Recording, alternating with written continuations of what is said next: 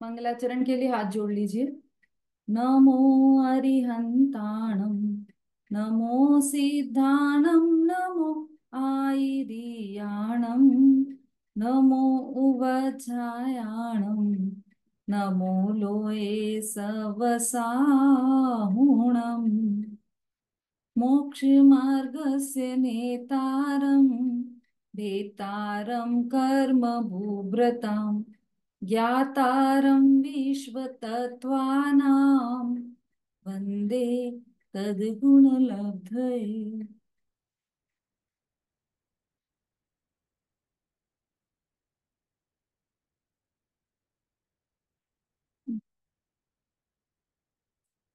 तत्वार्थ सूत्र जी ग्रंथ है जिसके रचयिता आचार्य उमा स्वामी है और जिसका हम द्वितीय अध्याय का अध्ययन कर रहे हैं, जिसमें जीव के असाधारण 5 भावों की चर्चा यहाँ पर चल रही है विस्तार से। अभी तक हमने औपशमिक, क्षायिक, छायोपशमिक, औदैहिक परिणामों को समझा। ये 4 प्रकार के असाधारण भाव जीव के हैं। अभी तक हमने यह समझा है। आज हमारी चर्चा चलने वाली है पारिणामिक भाव पर। इन छुट्टी के 3 दिनों में आपने ये सभी भावों का रिवीजन कर लिया होगा। जो भी नोट्स बनाए हैं आपने, वो सब आपने अच्छे से पढ़ लिए होंगे। तो इसलिए हम उस पर प्रश्नोत्तर नहीं करते हुए आज डायरेक्ट आगे बढ़ रहे हैं। विषय ले रहे हैं पारिणामिक भाव। सूत्र नंबर 7। पारिणामिक भाव के 3 भेद। जीव भव्या भव्यत्वानि च। जीव भव्या भव्यत्वानि च। हाँ, बोलकर बताइए।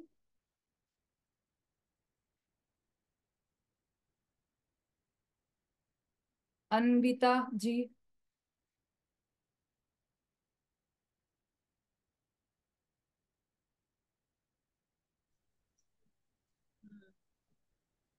जी भव्या भव्यत्वानि च। ठीक है, बहुत अच्छा। पारिणामिक भाव के 3 भेद हैं। जीव भव्या भव्यत्वानि च। इसका सामान्य अर्थ हम देखते हैं पहले। जीव भव्या भव्यत्वानि च, तो पहला तो हो गया जीव, दूसरा हो गया भव्य, फिर इसी भव्य में आगे के अभव्य का आ जुड़ा हुआ है। तो जीव भव्य अभव्य, ये 3 हो गए पारिणामिक भाव के भेद। जीवत्व, भव्यत्व और अभव्यत्व। त्वानि च, तो तीनों में त्व लगा लेना। जीवत्व, भव्यत्व और अभव्यत्व। जीवत्व, भव्यत्व और अभव्यत्व, इस प्रकार पारिणामिक भाव के 3 भेद हैं। ये अर्थ में लिखा हुआ है नीचे। टीका पढ़िए मंजू जी। जजमेंट दीदी।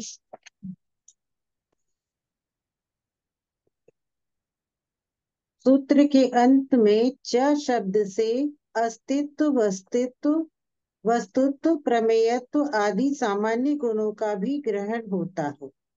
भव्यत्व, मोक्ष प्राप्त करने योग्य जीव के भव्यत्व होता है। अभव्यत्व, जो जीव कभी भी मोक्ष प्राप्त करने के योग्य नहीं होते, उनके अभव्यत्व होता है।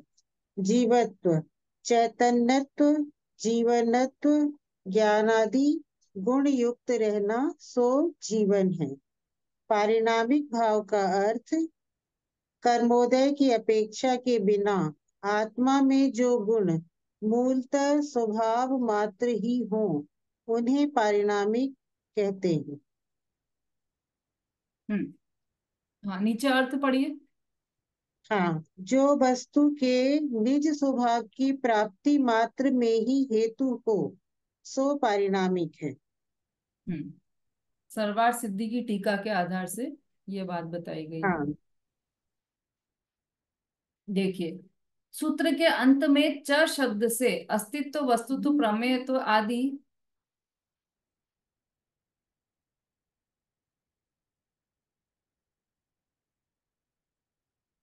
आदि सामान्य गुणों का भी ग्रहण होता है। च शब्द दिया ना सूत्र में, देखिए, जीव भव्या भव्यत्वानि च, तो ये च शब्द से क्या क्या आ गया उसमें? जो सामान्य गुण है, अस्तित्व, वस्तुत्व, द्रव्यत्व, द्रव्यत्व, प्रमेयत्व, अगुरु लघुत्व, प्रदेशत्व, ये सब सामान्य गुण भी उसमें शामिल हो गए। कितने हैं सामान्य गुण?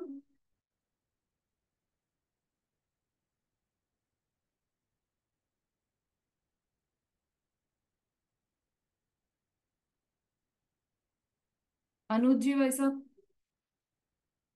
यदि जय जिनेन सामान्य गुण 6 होते हैं। कौन?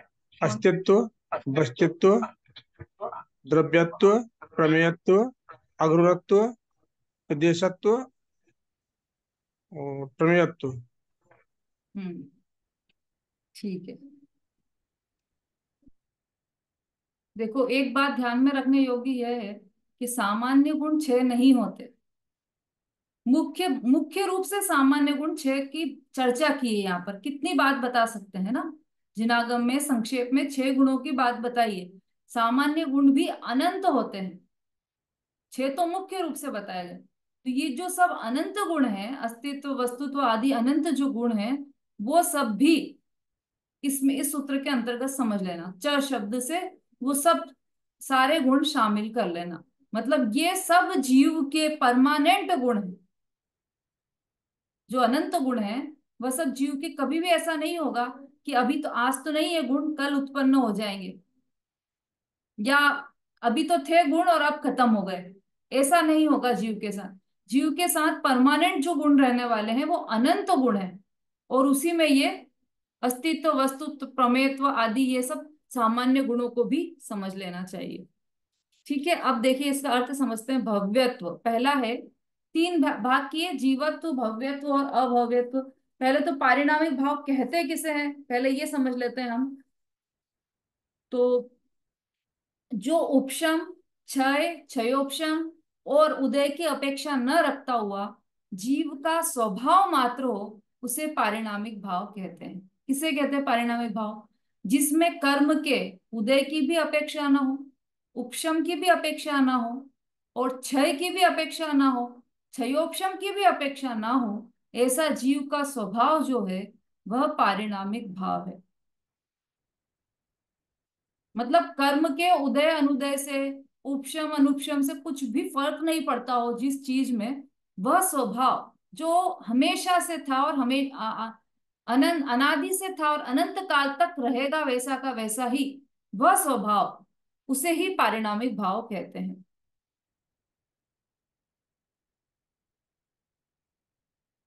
देखो, नियमसार में सकल कर्मोपाधि से विमुक्त ऐसा परिणाम से जो भाव हो, वह पारिणामिक भाव है। ऐसा भी उसमें ऐसी परिभाषा आई है। द्रव्य का आत्मलाभ जिसका हेतु है वह परिणाम है, और परिणाम से युक्त है पारिणामिक है। मतलब एक समय भी ऐसा नहीं है कि जीव परिणाम के बिना रहे। कोई भी द्रव्य, चाहो ही द्रव्य देखा जाए तो, पर यहाँ पर जीव का पारिणामिक भाव वह कुछ विशेष है। अभी उसके बारे में भी बताएंगे। लेकिन कोई भी द्रव्य बिना परिणाम के एक समय भी नहीं रहता, इसलिए सभी द्रव्य पारिणामिक भाव सहित है, उसे ही पारिणामिक भाव कहते हैं। देखो, पारिणामिक का अर्थ है सहज स्वभाव, उत्पाद व्यय ध्रुव, उत्पाद व्यय रहित, ध्रुव एक रूप, स्थिर रहने वाला भाव पारिणामिक भाव है। मतलब पर्याय, उत्पाद और व्यय कहाँ पर होते हैं? गुण में होते हैं या द्रव्य में होते हैं? कि न तो द्रव्य में होते हैं ना गुण में होते हैं। उत्पाद और व्यय ये तो पर्याय का स्वभाव है। जो पर्याय है, जो अवस्था है, जो हालत है, जो दशा है, उसमें होता है उत्पाद और उसी में होता है व्यय। लेकिन इस उत्पाद व्यय से रहित जो ध्रुव टिका रहने वाली चीज है, वह पारिणामिक भाव है। पारिणामिक भाव सभी जीवों के सामान्य होता है। औदैहिक, औपशमिक, क्षायोपशमिक, क्षायिक, इन चार भावों से रहित जो भाव है सो पारिणामिक भाव है। जिसका निरंतर सद्भाव रहता है उसे पारिणामिक भाव कहते हैं। जैसे अंजन चोर था, तो वह पहले सप्त व्यसनों में लिप्त था। वेश्या के यहाँ भी जाता था, शराब भी पीता था, कोई भी व्यसन ऐसा नहीं था जो वो नहीं करता। तो जब वो इन व्यसनों को करता था, तब अंजन चोर कहाँ था? तब वो अंजन चोर था या नहीं था? और जब वो भगवान बन गया, तब वो अंजन चोर था या नहीं था? कि दोनों ही अवस्थाओं में वह तो अंजन चोर जो जीव था, जो ध्रुव उसका स्वभाव था, वो वैसा का वैसा ही था। तो वह उसकी जो परिणति है, जो पर्याय है, जो दशा है, उसमें परिवर्तन हुआ कि वह पहले सप्तव्यसनी था, और अब आगे जाके वो जिनेंद्र भगवान का परम भक्त बन गया, और फिर आगे जाकर वो भगवान बन गया। तो ये पूरी दशा, ये पूरे चेंजेस दशा में हुए, हालत में हुए, पर्याय में हुए। लेकिन इन सभी चेंजेस के बीच में जो एक चीज ध्रुव बनी हुई है, वह क्या है? वो जो अंजन चोर है, उसका जो पारिणामिक भाव है, वह वैसा का वैसा ही है। ठीक है, समझ में आ रहा है? अंजन चोर पर भी मत जाओ, अपने ऊपर ही जाओ। जो हम बचपन में थे, जो हम आज हैं, और जो हम आगे रहेंगे, उन तीनों के बीच में क्या समानता है और क्या भिन्नता है? तो भिन्नता तो हम बता देंगे कि बचपन में हमारा शरीर छोटा सा था, हम गोरे थे। अब तो काले हो गए हैं, बचपन में तो हम छोटे थे, हाइट भी कम थी, अब तो हाइट बढ़ गई है। तो सारे चेंजेस हम बता देंगे बचपन में और अभी में। समानता क्या है फिर? आप तो पूरे बदल गए, वो तो आप हो ही नहीं वो। कि नहीं, हम तो वो के वही है, लेकिन हमारी पर्याय, हमारी दशा, हमारी अवस्था बदल गई। तो ये जो अवस्था बदली है बचपन से लेकर जवानी तक की, या बुढ़ापे तक की, उसके बीच में जो बदल गया है, वह तो है दशा। और जो नहीं बदला है, वह है ध्रुव, जो अपरिणामी, मतलब पारिणामिक भाव। जो ध्रुव स्थिर रहने वाली चीज है, वही पारिणामिक भाव है। ठीक है।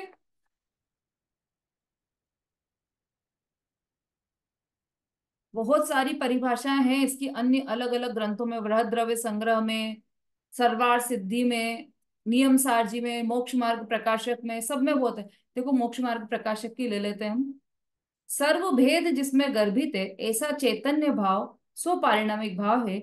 इसकी अनेक अवस्थाएं, मति ज्ञानादिक रूप व केवल ज्ञानादिक रूप है, सो यह पारिणामिक भाव नहीं है। जो अवस्थाएं होती है, वह पारिणामिक भाव नहीं है। अवस्थाओं में क्या चेंज आया? कि जब निगोद में था, तब अक्षर के अनंत विभाग के बराबर ज्ञान था, और जब भगवान बन गया, केवल ज्ञान हो गया, तब उसे तीनों लोक और तीनों कालों का एक समय में युगपत जानना हो रहा है। केवल ज्ञानी के ज्ञान से कुछ भी अछूता नहीं है, सब कुछ जानने में आ रहा है केवल ज्ञानी को। तो तीन लोक तीन काल सब जानने में आ रहा है। तो ज्ञान में इतना चेंज हुआ है, लेकिन जो ज्ञान स्वभावी जीव तत्व है, उसमें बिल्कुल भी चेंज नहीं हुआ। इसका मतलब यह हुआ कि जो चेंज होना होता है, वह दशा में होता है, वस्तु में बदलाव नहीं होता। जिस वस्तु में बदलाव नहीं होता है, उसे ही पारिणामिक भाव कहते हैं। अब इस पारिणामिक भाव का लक्षण क्या है? तो सहज चैतन्य ही इस पारिणामिक भाव का लक्षण है ना। अब आ जाइए, पारिणामिक भाव समझ में आ गया हमें। अब इसके तीन भेद हैं: जीवत्व, भव्यत्व और अभव्यत्व। समझ में आ रहा है सबको? विशु जी, अभिलाषा जी,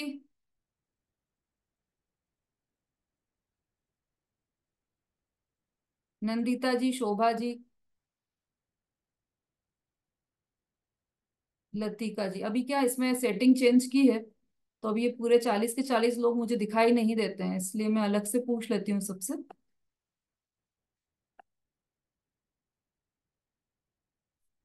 चलिए, ये सामान्य बात थी, इतना हम समझ गए हैं। हाँ, कोई प्रश्न है किसी का?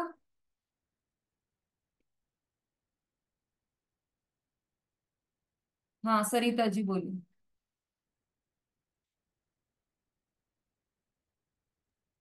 दीदी परिभाषा नहीं लिखी है अभी तक। अब इतनी सारी थी तो समझ में नहीं आया कौन सी वाली लिखे।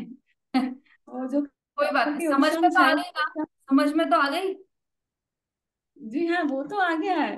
पर जैसे अभी लिखा, कर्मों के उपशम छय छय उपशम और उदय के बिना जो भाव होते हैं, वो परिणामिक भाव है। जिसमें इनकी अपेक्षा नहीं रहती है, कर्म के उदय के, उपशम की उपशम की, क्षयोपशम की, क्षय की अपेक्षा नहीं हो, ऐसा परम निरपेक्ष भाव वो पारिणामिक भाव है। जी।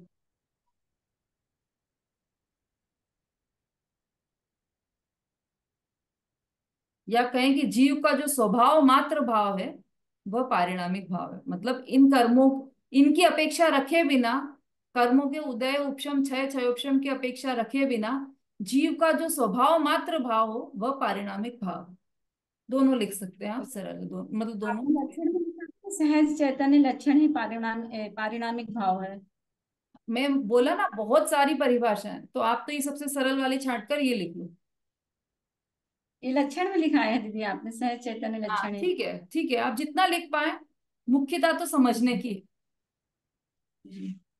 चलिए, अब ये हमने लक्षण भी देख लिया, अब इसके भेद। पारिणामिक भाव के तीन भेद हैं, जीवत्व, भव्यत्व और अभव्यत्व। अब इसको पूरा ढंग से बोला जाए तो जीवत्व पारिणामिक भाव, भव्यत्व पारिणामिक भाव और अभव्यत्व पारिणामिक भाव, इस तरह से ये तीन भेद हैं। तो जीवत्व पारिणामिक भाव किसे कहते हैं? कि चैतन्यत्व, जीवनत्व, ज्ञानादि गुण युक्त रहना सो जीवन है।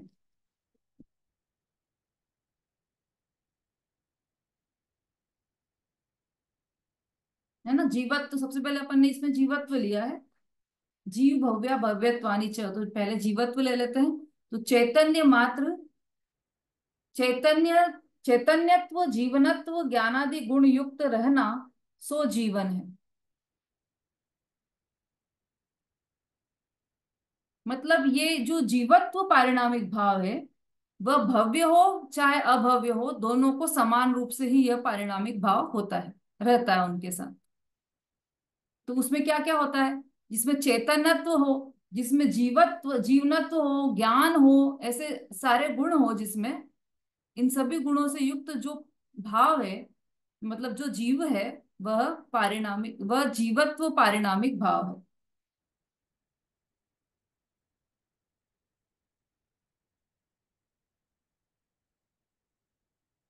अब इस जीवत्व पारिणामिक भाव को हम कई दूसरे नामों से भी जानते हैं, जैसे ज्ञायक भाव, पारिणामिक भाव, परम पारिणामिक भाव, परम पूज्य पंचम भाव, कारण शुद्ध पर्याय, इन सभी नामों से इसे कहा जाता है।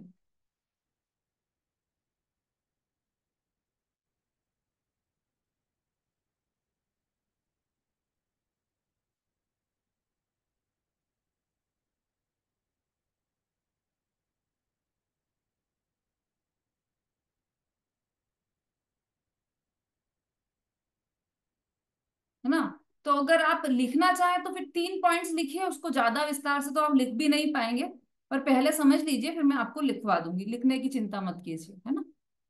तो जीवत्व समझ में आ गया, जिसमें ज्ञान आदि गुण है, जीव, चैतन्यत्व गुण है, ऐसे अनंत गुण युक्त जो चीज है, जो जीवन है, वह जीवत्व पारिणामिक भाव है।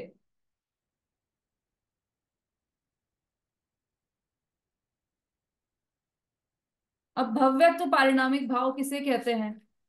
जय इसमें दीदी, हाँ, दीदी क्या है इसको, आत्मा भी, आत्मा को भी परिणामिक भाव बोल सकते हैं? आत्मा ही बोलेंगे जीवत्व में क्या? एक आत्मा ही जो ध्रुव है, अचल है, स्थिर है, आत्मा ही बोलेंगे। देखो, ये जो अपन ने पढ़े ना अभी तक भाव, वो सब आत्मा के ही तो भाव हैं। पूरी चर्चा ही आत्मा की चल रही है, जीव की ही चर्चा चल रही है। औपशमिक, क्षायिक, क्षयोपशमिक, औदैक, ये भाव कहाँ पर होते हैं? जीव में जीव में ही होता है। रहते हैं। जीव और आत्मा अलग अलग थोड़ी है, एक ही बात है। जीव कहें या आत्मा, पूरी बात नहीं ही जो आत्मा की चल रही है। और ये जो परम नहीं, पारिणामिक भाव है, इसमें दो भेद, मतलब ये तीन भेद दिखा रहे हैं, वो आप समझ जाओगे। मतलब जीव के अंदर ही ये तीन भेद हैं, उस अपेक्षा से देखना आप। अच्छा, ठीक है? तो ये जो जीवत्व है, मतलब ये जो ज्ञानादि गुणों का पिंड है, ये जो चेतनत्व है हमारे में, उससे ही कहते हैं जीवत्व। और उसे ही, उसके ही सारे नाम बताइए। ज्ञायक भाव, क्या है? परम पूज्य पंचम भाव, पारिणामिक भाव, मतलब जिसके आश्रय से हम संसार से तिर सकते हैं, वही है पारिणामिक भाव। जिसका आश्रय रहना हमारे लिए उपादेय है, वह है पारिणामिक भाव। ठीक है, चलिए इसके 3 पॉइंट्स लिख लीजिए आप, इसके जीवत्व भाव के।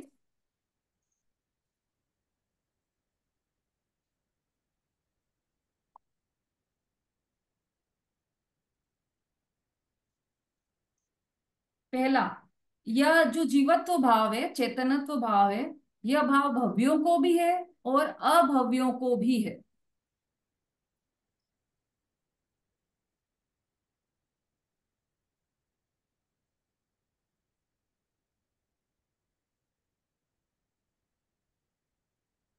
दूसरा पॉइंट, चैतन्यत्व, जीवनत्व, ज्ञानादि गुण युक्त रहना सो जीवन है। दीदी एक बार और बोल दीजिए। ये जो आपके ग्रंथ में लिखा हुआ है वही पॉइंट, उसी को पॉइंट बनाया अपन ने। जी, चेतनत्व, जीवनत्व, ज्ञानादि गुण युक्त रहना सो जीवन है।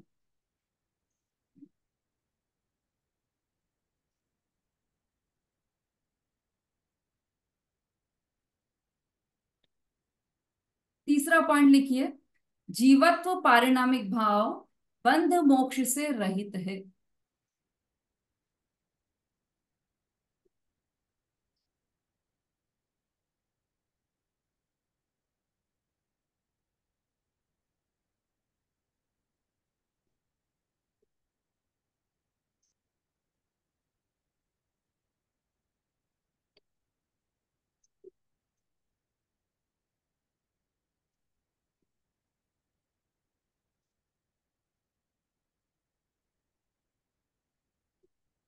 हम्म, ठीक है, ये जीवत्व के बारे में 3 पॉइंट हो गए। अब भव्यत्व क्या है, भव्यत्व क्या है वो हम समझ लेते हैं। हाँ, उसमें से पढ़िए पुस्तक में से, मोक्ष प्राप्त करने योग्य जीव के भव्यत्व होता है। भव्यत्व किसे कहते हैं? मोक्ष प्राप्त करने योग्य जीव योग। के भव्यत्व होता है। अर्थात जिस जीव में सम्यक दर्शन प्राप्त करने की योग्यता हो, सम्यक ज्ञान प्राप्त करने की योग्यता हो, सम्यक चारित्र प्राप्त करने की योग्यता हो, या ये कहें कि मोक्ष प्राप्त करने की योग्यता जिसमें हो, मतलब जो योग्यता है वह भव्यत्व कहलाती है। और जिस जिस जिस जीव में भव्यत्व की योग्यता हो वह जीव भव्य कहलाता है।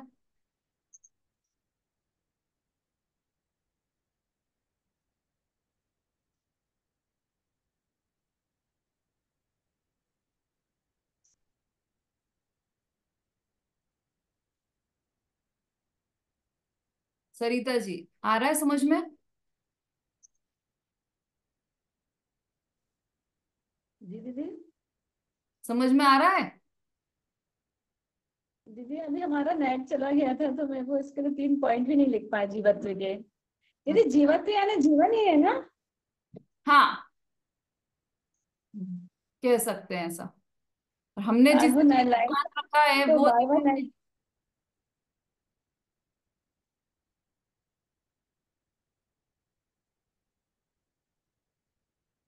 हाँ रेणु जी,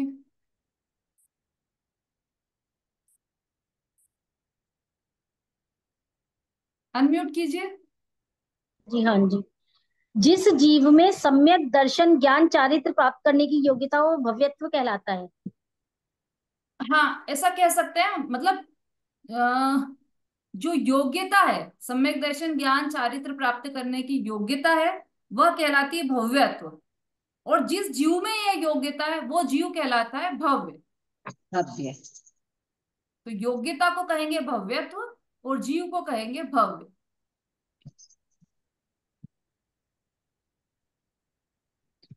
जी ठीक है दीदी। हाँ, अभी तो आप शॉर्ट शॉर्ट में लिख लीजिए, फिर मैं इसको समझाती हूँ पूरा ये क्या चीज है। अभव्यत्व, ये तो हमने भव्यत्व पारिणामिक भाव लिखा। शब्द पूरा लिखिएगा, भव्यत्व पारिणामिक भाव, जीवत्व पारिणामिक भाव। अब आया है अभव्यत्व पारिणामिक भाव।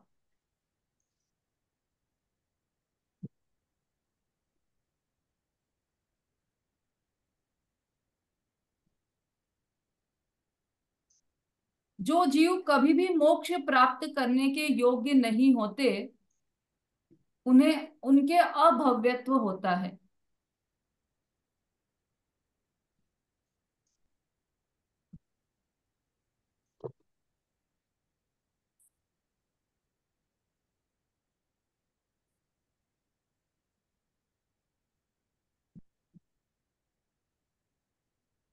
जो जीव कभी भी मोक्ष प्राप्त करने के योग्य नहीं होते, उनके अभव्यत्व होता है।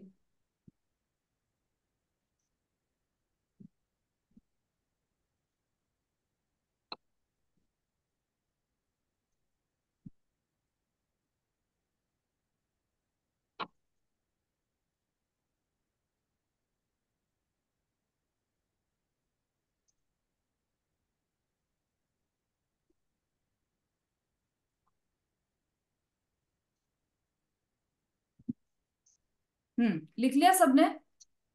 चलिए अब ये देखिए, अब थोड़ा सा इसको समझ लीजिए तीनों को। जो पहला था हमारा जीवत्व, उसको तो हम समझ ही गए कि मतलब जीव जो अनंत गुणों से युक्त जो जीव है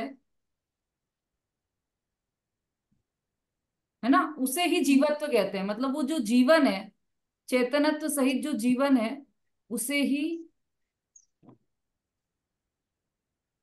जीवत्व कहा है। ऐसे ही अभव्यत्व और भव्यत्व। तो पहले भव्यत्व, तो जिस जीव में सम्यक दर्शन ज्ञान चारित्र प्राप्त करने की योग्यता हो या मोक्ष जाने की योग्यता हो, वह जीव भव्य, वह जीव भव्य कहलाता है। मतलब अपन बोलते हैं ना, सभी भव्य जीवों को जय जिनेन्द्र। तो भव्य क्यों बोलते हैं? भव्य का अर्थ क्या है? भव्य का अर्थ है कि जो मोक्ष जाने वाला हो, उसे भव्य कहते हैं। इससे अपोजिट अभव्यत्व, जी अभव्यत्व पारिणामिक भाव है। तो अभव्यत्व पारिणामिक भाव में क्या हुआ कि जिस जीव में सम्यक दर्शन ज्ञान चारित्र प्राप्त करने की योग्यता ही ना हो, या जिसमें मोक्ष जाने की योग्यता ही ना हो, उसे वो उस जीव को अभव्यत्व पारिणामिक भाव होता है। इसका अर्थ समझ में आया? इसका अर्थ ये है कि इस संसार में अनंतानंत जीव, अनंतानंत जीव। मतलब आप ये समझ लीजिए कि जैसे एक आलू रहता ना, आलू, उसको एक सुई से उसका एक पीस निकाला हमने, सुई सुई से, तो सुई के ऊपर कितना सा, इतना सा पीस आता है। अब उसको आप माइक्रोस्कोप से देखोगे, कैसे भी केवली ज्ञान गम्य हो, उस एक इतने से कटके में अनंत जीव, इतने अनंत जीव इतने से कटके में, तो पूरे आलू में कितने होंगे? फिर जब एक आलू में इतने हैं, तो ऐसा आलूओं का ढेर लगा रहता, उस पूरे ढेर में कितने होंगे? और एक जगह ढेर लगा है, ऐसा अनंत जगह ढेर लगा है पूरे विश्व में, जगह जगह, इंडिया ही नहीं पूरे सारे देशों में सब दूर आलूओं का ढेर लगा है। वो सब में कितने जीव होंगे? और ये तो सिर्फ आलू की बात है, ऐसे प्याज में जीव है, ऐसे जितने भी जमीकंद हैं उन सब में जीव है, फिर वनस्पति काय में जीव है, ऐसे सब में जीव है, जगह जगह पर जीव है ना। तो वो सब मिलाकर अनंतानंत जीव है। अब जीव मतलब क्या कि हम क्या समझते हैं कि हम तो जीव है, लेकिन जो ये मच्छर चींटी आदि है वो जीव नहीं है। ऐसा बिल्कुल भी नहीं है। जैसे जीव हम हैं अनंत गुणों का खजाना, वैसे ही चींटी भी अनंत गुणों का खजाना है। जब चींटी निकल रही हो, चलकर जा रही हो, तो हम क्या करते हैं, क्या रही ये तो मरने के लिए ही हुई है, और एक तरफ उसको पानी डाल दिया उस पे या कुछ भी कर देते हैं। जबकि उसी समय ये विचार आना चाहिए कि ये जो चींटी चलकर जा रही है, यह चींटी भी अनंत, इस इतनी सी चींटी में अनंत गुणों का खजाना है। इसमें भी ज्ञान है, इसमें भी दर्शन है, अनंत गुण इसमें भी लबालब भरे हुए हैं। सुख दुख अनुभव करने की क्षमता इसमें है चींटी में। तो ये सभी जीव पारिणामिक भाव से युक्त होते हैं, सभी जीव। हम तो यहाँ मुख्यतः से जीव की चर्चा कर रहे हैं, है ना। सब द्रव्यों की भी चर्चा है, ऐसे तो पारिणामिक भाव सब में होता है, लेकिन हम यहाँ पर अभी जीव की चर्चा कर रहे हैं। तो जीव के, सभी जीवों के पारिणामिक भाव होता है, लेकिन उसमें भी डिफरेंस होता है। कुछ जीव तो ऐसे होते हैं जो मोक्ष जाएंगे ही, आज नहीं तो कल, कल नहीं तो परसों, मतलब अनंत काल बाद भी जाएंगे, तब भी जाएंगे। लेकिन कुछ जीव ऐसे होते हैं जो कभी भी मोक्ष नहीं जाएंगे, उनकी योग्यता ही नहीं होती मोक्ष जाने की। ऐसे भी जीव हो सकते हैं, है ना। उन्हें अभव्य जीव कहते हैं, जो कभी भी मोक्ष नहीं जाएंगे, उन्हें अभव्य जीव कहते हैं। ठीक है, समझ में आ गया भव्यत्व और अभव्यत्व में क्या डिफरेंस है। चलिए अभी हम आगे बढ़ते हैं, समझ में तो सबके आ गया है, हम आगे बढ़ते हैं।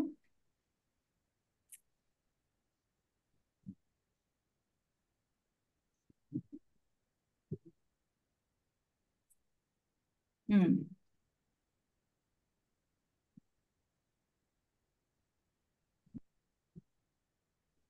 अब प्रश्न ये हो सकता है कि ये जो पारिणामिक भाव है, ये शुद्ध भाव है या अशुद्ध भाव है। तो उसका उत्तर देते हैं, सामान्य रूप से पारिणामिक भाव शुद्ध है, किंतु विशेष रूप से या पर्यायार्थिक नय से अशुद्ध भी है। शुद्ध चैतन्य रूप जीवत्व अविनाशी शुद्ध, अच्छा आपके पास जो ग्रंथ है उसमें से चलिए, उसको आपको इजी रहेगा। ये 5 भावों की अभी चर्चा आ गई, इसमें सारे भावों की मिक्स। अभी अपन पहले पारिणामिक भाव को अच्छे से समझ लें, फिर उसके बाद इसमें से पढ़ेंगे।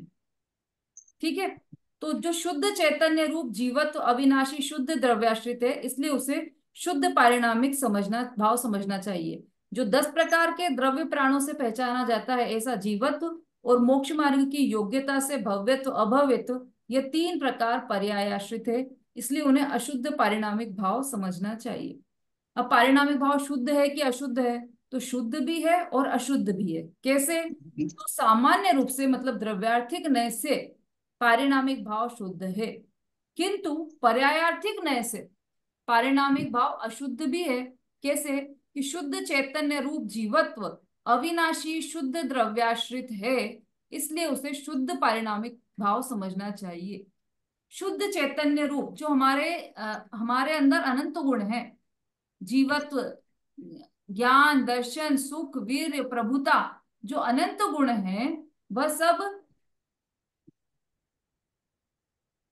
शुद्ध और द्रव्याश्रित है। उसको किसी अन्य आश्रय की आवश्यकता नहीं है, स्वयं अपने से ही है। अस्तित्व गुण अपने से है, ज्ञान गुण अपने से है, ज्ञान के लिए बाहर नहीं जाना पड़ेगा, दर्शन के लिए बाहर नहीं जाना पड़ेगा, सब द्रव्याश्रित है, इसलिए उसे शुद्ध पारिणामिक भाव समझना चाहिए। ये जो अनंत गुणों से युक्त पारिणामिक भाव है, वह शुद्ध पारिणामिक भाव है, किंतु इसी के साथ साथ जो पर्यायार्थिक नय से शुद्ध चैतन्य रूप जो 10 प्रकार के द्रव्य प्राणों से पहचाना जाता है, ऐसा जीवत्व। 10 प्राणों से पहचान, ये तो पता है ना हमें। इंद्रिय बल माऊ आन पानो य, हाँ ये बृहद द्रव्य संग्रह की गाथा है। इंद्रिय, बल, आयु और श्वासोच्छ्वास, ये कुल 10 प्राण है। वैसे तो 4 प्राण है ये, लेकिन ये इनके भेद करेंगे तो 10 प्राण है।